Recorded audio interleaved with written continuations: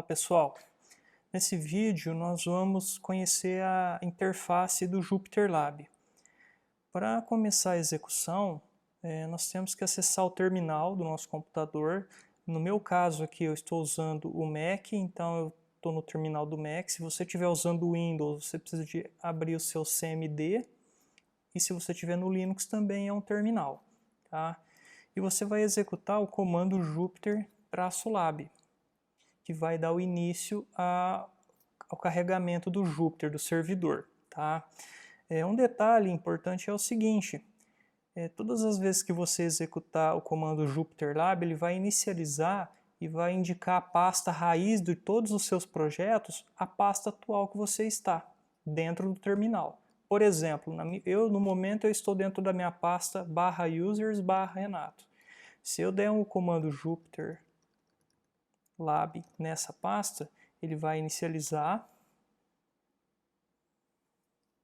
vai abrir aqui dentro do meu navegador, ok? E vai carregar a pasta padrão onde você inicializou seu Jupyter. Você pode modificar ela acessando aqui a árvorezinha de diretórios, tá? Mas só para você ter noção que quando você executar o comando Jupyter Lab, por padrão ele vai começar a partir da pasta que foi executado o comando. Eu vou voltar aqui no meu terminal só para vocês verem que o terminal ele fica bloqueado porque o serviço aqui está em execução, né? Então na verdade ele startou um servidor web e o Jupyter Lab é uma aplicação web que está rodando dentro do navegador, tá? Um outro detalhe importante também na questão da inicialização do Jupyter é quando você deseja usar o Jupyter num servidor. Tá? Então, se você instala o Jupyter num servidor remoto e você vai acessar ele do seu notebook ou da sua casa, provavelmente esse servidor você não vai ter um ambiente gráfico nele, né? Você é um servidor Linux, por exemplo, vai ter só o modo texto. Então você precisa de executar o Jupyter de uma forma que ele não starte um navegador, porque você não vai ter um ambiente gráfico com o navegador instalado. Então nesse caso, você vai startar o Jupyter dessa forma. Primeiro eu vou encerrar a execução aqui com Ctrl C, ele me pergunta se eu quero encerrar, sim. Tá? Foi encerrado aqui, voltou aqui o meu terminal. A tela aqui ainda está aberta porque eu não recarreguei, mas se eu pedir para recarregar a página, tá vendo que já não tem mais acesso. Então eu posso startar, se eu estivesse trabalhando num servidor remoto e esse fosse um terminal de um servidor remoto, eu startaria ele assim, ó, Jupyter Lab -- no browser. E ele vai startar. Notem que o meu navegador não carregou nada. Então ele não inicializa a página automaticamente. Então a maneira correta de você executar ele num servidor remoto é passando a opção no browser para ele não buscar nenhum navegador no ambiente. Tá? No nosso caso aqui, eu vou cancelar e vamos fazer o procedimento padrão, que é somente o Jupyter Lab. Tá? E ele carregou aqui.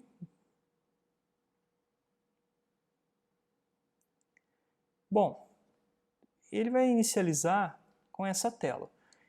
Essa tela inicial aqui é o Launcher, que tem aqui os atalhos para os tipos de arquivo que você pode usar no Jupyter. Então você pode fazer aqui o notebook, que é o que a gente vai trabalhar. Você pode startar um arquivo de código-fonte Python.py normal, e você também pode trabalhar com terminal, com arquivos de texto, com arquivos HTML, e se você instalar plugins adicionais, aumenta esses recursos aqui também. Então a instalação default dele vem com essas características. Tá? Do lado esquerdo aqui temos a pasta dos projetos nossos, né, do nosso file browser. Tá? Onde então eu recomendo que vocês criem uma pasta no diretório de trabalho de vocês e mantenham todas as notebooks lá dentro. No meu caso aqui, eu vou trabalhar dentro da minha pasta da linguagem Python, eu crio uma pasta notebooks. Então vai ser minha pasta de trabalho aqui. Então, recomendo que vocês façam algo semelhante. A outra opção que eu tenho aqui exibe os terminais em execução e os kernels em execução. O terminal, eu vou abrir um aqui para vocês verem. Vamos clicar aqui em terminal. Olha que interessante, ele abre uma tela de console, de comando mesmo, onde você pode executar comandos, né, Unix aqui, tá? Linux, ó, dá um ls, pwd, enfim. Então você consegue fazer uma administração até dentro do servidor por aqui. Tá? Então terminais, seções de terminais são isso, e se você olhar aqui na parte de baixo, você vai ver que tem um terminal em execução. O kernel é uma instância do Python em execução. Tá? Então todo notebook tem que ter no mínimo um kernel associado a ele. Nesse caso aqui nós não temos nenhuma notebook aberta, portanto não tem nenhum kernel em execução. A hora que eu criar um notebook, mesmo que eu não execute nada, crie ela em branco, uma seção de kernel vai ser criada aqui. E para cada nova notebook que eu abrir, vão sendo criados mais kernels aqui.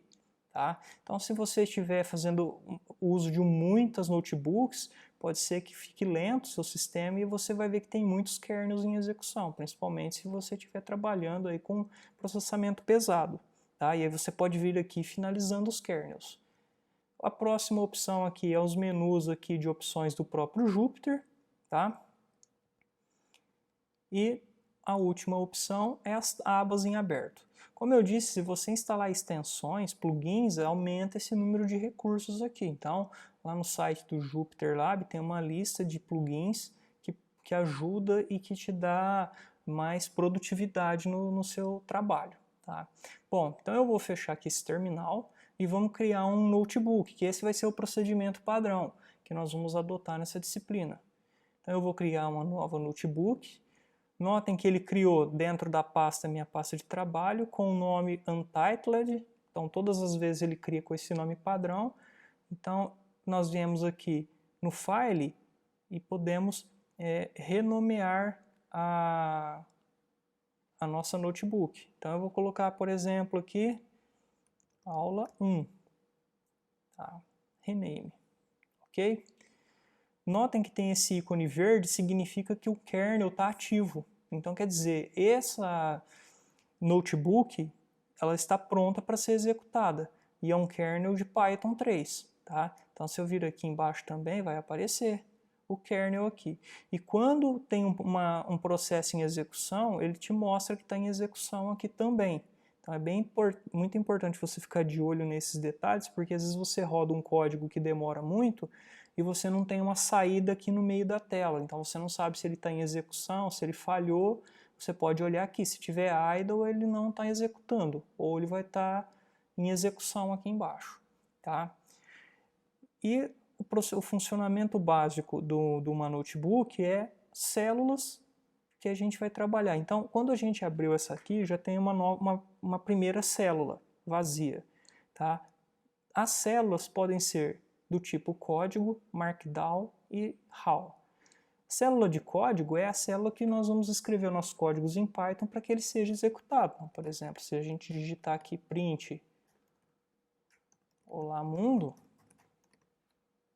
e clicar aqui no play, esse código, que é um código válido em Python, foi executado e você está vendo a saída dele aqui. E notem que a cada execução ele já cria uma nova célula para você. Tá? Então é por isso que a gente consegue trabalhar aqui com o Jupyter de maneira bem interativa. Porque eu crio uma nova célula, vamos supor que eu coloco outro print, mais um olá. E vou executar, tá vendo? O anterior fica, aquele se fica, e se eu precisar voltar, eu volto aqui e edito. Posso pôr mais de uma linha. Ó. Agora eu posso executar ela de novo. Notem que a execução dessa célula não muda a execução das células que estão abaixo. E uma forma de você identificar como que está a ordem de execução das células, você pode olhar esse número aqui. Notem que essa foi a segunda execução, essa daqui foi a terceira. Se eu executar essa aqui novamente, ela vai ser a quarta execução. Então, quando você tiver um programa com várias células, você pode acompanhar por esse número qual está a ordem de execução delas. Porque pode ser que você chegue aqui embaixo, faça alguma modificação, volte, execute um trecho de código lá em cima novamente, e aí esse código aqui já está desatualizado. Então fiquem atentos a esse detalhe, tá? Bom, esse é o tipo de célula de código. Os outros dois tipos de célula. Vamos com RAW primeiro. RAW é uma célula de texto básico, tá? Sem formatação. Certo? E toda célula, mesmo que não seja de código, eu tenho que executar ela, para ela ser renderizada. No caso de uma célula de texto básico, não tem formatação nenhuma. Agora, a célula interessante que a gente vai usar para formatar é o Markdown. Esse tipo de célula a gente usa para escrever códigos HTML. Então, por exemplo, posso colocar aqui, ó, uma tag H1, título do notebook. E fechar aqui com a tag H1 do HTML. A hora que eu der um play, observe que ela renderizou aquela tag, tá? Então, isso daqui é o que torna o notebook muito útil para a gente poder, ao mesmo tempo que você escreve código, executa código, você também documenta o seu código, tá? E as células podem ser trocadas de ordem. Você pode clicar aqui numa célula e arrastar ela para cá, por exemplo. Então é uma flexibilidade muito grande, tá? E aqui, ó, dentro dessas células Markdown, você pode adicionar qualquer elemento HTML. Tá? Por exemplo, aqui um parágrafo. Tá? E a hora que eu der o play, ele vai renderizar a página. Tá vendo? Vai ficar a formatação. Até mesmo uma tabela. Por exemplo, eu vou colocar nessa célula aqui um código de uma tabela. Tá? Que eu já tenho copiado aqui no meu Ctrl+C. Só para exemplificar. Tá? Notem que essa célula aqui está marcada como code. Esse código não é um código Python válido, é um código HTML. Se eu tentar executar, ele vai me dar uma sintaxe inválida, porque ele tentou interpretar essa célula como uma célula Python, e não tem código Python aqui. Então, eu tenho que mudar ela para Markdown, ok? Vejo que troca até a formatação das cores e executar. Notem que ele transformou aquele código HTML em uma tabela conforme a formatação especificada. Tá? É muito importante que vocês sempre vão salvando, tá, o projeto de vocês, né? A gente nunca sabe quando pode dar um erro, principalmente quando você está trabalhando com processamento pesado, onde demora muito processamento, pode acontecer de dar um erro no kernel, na execução do kernel do Python, e você não perder, né, não encerrar aqui a sua página e você perder todo o seu código editado. Então, crie o hábito sempre de salvar as notebooks. Outra coisa que você pode fazer aqui com as células, além de movimentar elas como a gente já fez, você pode excluir. Então, se eu vir aqui e vir no menu Edit, eu posso aqui, tem várias opções, posso recortar, mesclar, eu posso deletar a célula. Tá? Eu posso limpar a saída da célula. Então veja que esse comando Python gerou essa saída aqui. Se eu vir aqui, eu posso ocultar, como eu fiz aqui, tá? Ou eu posso vir aqui no Edit e limpar a célula. Tá? Clear Output. Ok? Então essas são as funcionalidades básicas do Jupyter. E ao longo dos próximos vídeos nós vamos explorando código e falando de algumas teclas de atalho para que você também ganhe produtividade.